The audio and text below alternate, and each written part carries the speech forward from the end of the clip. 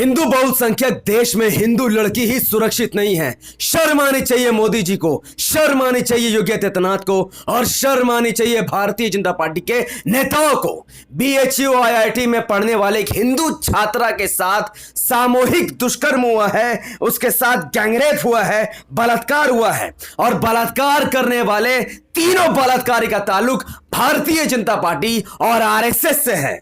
और आप जानते हैं कि उस हिंदू छात्रा के साथ बलात्कार करने वाले तीनों बलात्कारियों के साथ यूपी पुलिस का रवैया जान आप हैरान रह जाएंगे।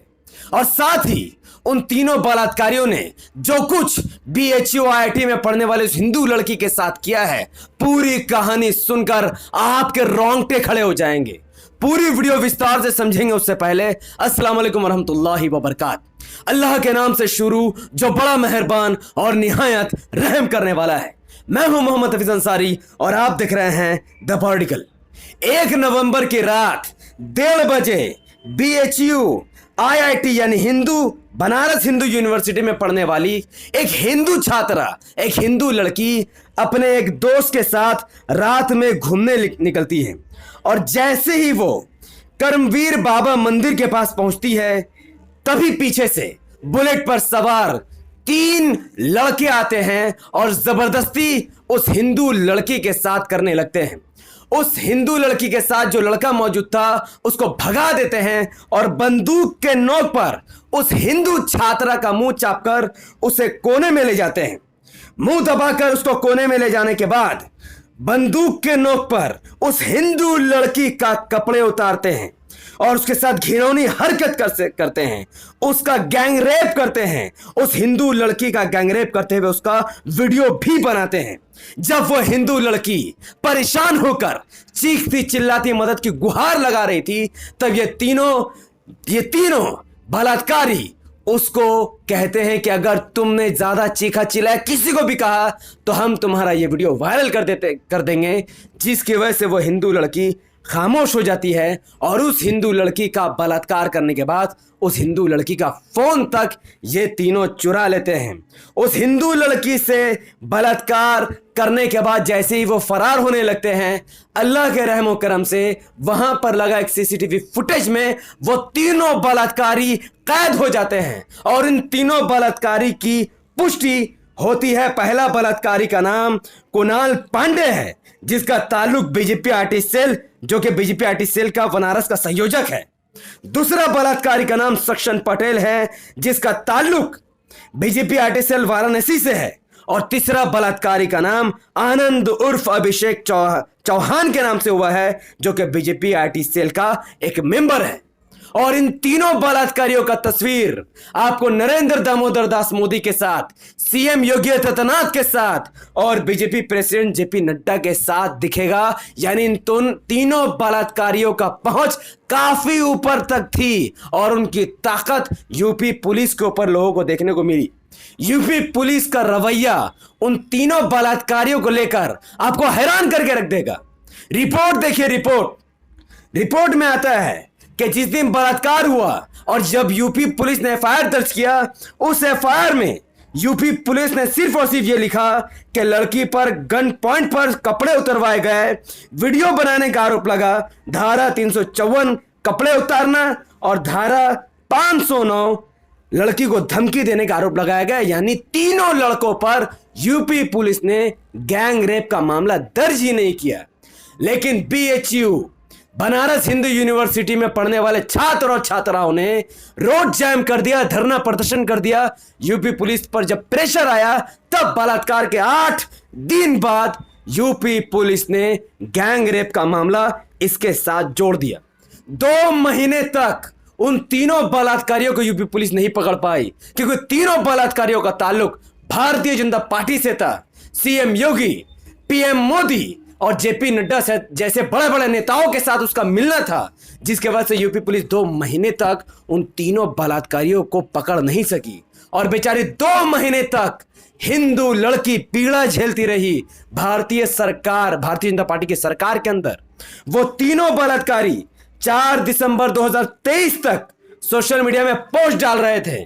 वो सक्षम पटेल, जिसने 1 नवंबर 2023 को एक हिंदू लड़की का बलात्कार किया था, आज 4 दिसंबर 2023 तक सोशल मीडिया में पोस्ट डाल रहा है, बीजेपी नेताओं के साथ रंगरलियां मना रहा है। वही बलात्कारी कुणाल पांडे 30 दिसंबर 2023 तक सोशल मीडिया में पोस्ट डालता है और मोदी जी की तारीफ करता है और क्या कहता है कि हम सपने नहीं हकीकत बुनते हैं, तभी तो सब मोदी को चुनते हैं। एक बलात्कारी मोदी के नारे लगा रहा है। और 25 नवंबर 2023 यानी बलात्कार करने के 24 दिन बाद सक्षम पटेल एक और पोस्ट डालता है जिसमें वो बीजेपी के पार्टी मीटिंग को अटेंड करता है। लेकिन आखिरकार दबाव के कारण, सोशल मीडिया के कारण और बनारस हिंदू यूनिवर्सिटी के छात्र छात्राओं के प्रदर्शन के कारण पुलिस इन तीनों बलात्कारियों को अरेस्ट कर लेती है। और यूपी पुलिस कहती है कि तीनों ने अपना जुर्म स्वीकार कर लिया है। और इनकी विचारधारा को जब आप देखोगे ना तो आप भी हैरान हो जाओगे। जिन तीनों बलात्कारियों ने बलात्कार किया उनकी विचारधारा को देखिए। इन तीनों बलात्कारियों में से एक सक्षम पटेल कहता है कि द केरला स्टोरी फिल्म उसने देखी है और यह फिल्म सबको देखनी चाहिए। द केरला स्टोरी देखकर मुसलमानों के खिलाफ घृणा फैला रहा था। वही सक्षम पटेल लव जिहाद के नाम पर हिंदू लड़कियों को डरा रहा है। 24 जुलाई 2023 को यही बलात्कारी, यही बीजेपी आरटी सेल का मेंबर हिंदू लड़कियों को लव जिहाद से डरा रहा था, जबकि यही सक्षम पटेल 1 नवंबर 2023 को खुद हिंदू होकर हिंदू लड़की का बलात्कार कर रहा था। यह है इनका चरित्र। और इस मामले में स्मृति ईरानी से भी पूछताछ होनी चाहिए, क्योंकि जिस सक्षम पटेल ने रेप किया है उसने 9 जून 2022 को एक पोस्ट डाला था जिसमें उसने लिखा कि भाजपा आरटी एवं सोशल मीडिया की कोर टीम के साथ केंद्रीय मंत्री स्मृति ईरानी दीदी जी द्वारा अहम बैठक हुई है और उस बैठक में आपके द्वारा मिले बहुमूल्य मार्गदर्शन का जीवन में सदैव पालन होता रहेगा।